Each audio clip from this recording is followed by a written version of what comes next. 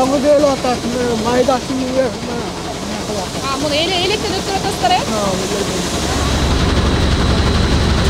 Шахтан логистикалык борборунда жумуш кызуу жүрүүдө. Учурда мында жаңгактын маңызы сорттолуп сатууга даярдалууда. Бул үчүн 20га жакын арулуктан куралган кыз-келиндер жумушка тартылган. Алар эртең менен 9дан баштап кечке 7ге чейин ушул жерде ынтымакташып иштешүүдө.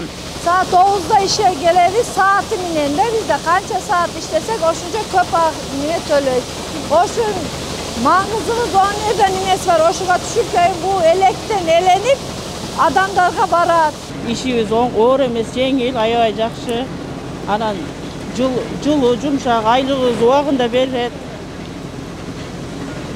Анан кийин бул жерде көп улутта адамдар иштейт. Кыргыз, өзбек бардыгыбыз ынтымакта болуп кеткенбиз. Жакшы, аябай. Түркия мамлекети менен 400 тонна маңызга келишим түзүлгөн. Азыркы тапта анын 200 тоннасы экспортко чыкканы малындалат. Борбордо жаңгак маңыздан сырткары мисте, күн карама, көл, долуну дагы сакталат.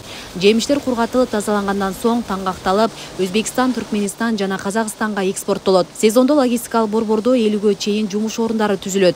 Ушул тапта 30дай киши жумуш жасоодо. Жаңы жылга чейин 5 тоннага жакын жаңгакты Өзбекстанга бердик. Контрактыбыз бар эле. Эми 400 tonna mağaza klientimiz var. Yarım verdik, yarım daha bunalıyoruz. Bu Turkiya'ya getirdik. Semiçken yazda olur. Elge ektiriyoruz.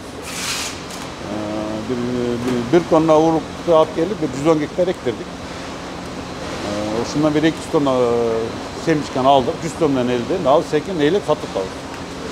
Yazında kavarma iş kılavuz. 300 tonna kavar yönetiyoruz.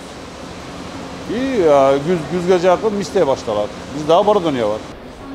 Жеке ишкер тарабынан түптөлгөн логистикалык борбор Жалал-Абад облусунун Сузак районуна караштуу Багыш айылында жайгашкан. Аталган жай 2002 жылдан бери ишмердүүлүгүн жүргүзүп келет.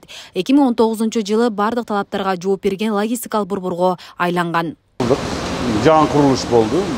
Биз өзү 2002 сатып алганбыз. Сузак табаш пункту. Анан 18 жылы жаңы курдук складдарды. Где-то 5000 квадрат жабык неме бар. Анын ичинде каварга отдельный склад, мистеге отдельный склад, анан семечкага отдельный склад, анан маңыз и жаңакка. Жылына дүйнөдө 1 миллион 300 миң тоннага жакын маңыз желет. Анын көпчүлүк пайызын Кытай эл республикасы даярдайт. Кыргызстанда быйылкы жылы жаңгактын түшүмү мол болгон менен баа 2 эселеп арзан болду. Бул өз кезегинде дыйкандардын наразычылыгын жараткан. Адистер дыйкандар көбүрөөк киреше көрүш үчүн таңгактаганды үйрөнүшү керектигин айтып келишет. Жаңа итпекерлик болуп калды да. Элдер жем кылып тартып берип атыптыр уйларына буну. Драбынкага салды. Арзан болгонуна байланыштуу. Елді қарап қойса жақсы нәрсе болады да. Өте жаман. 100 сом, 150 сом болчу, азыр өте начар.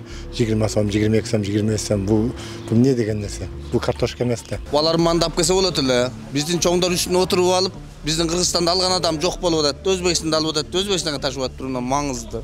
Жакты эсим албай ошол.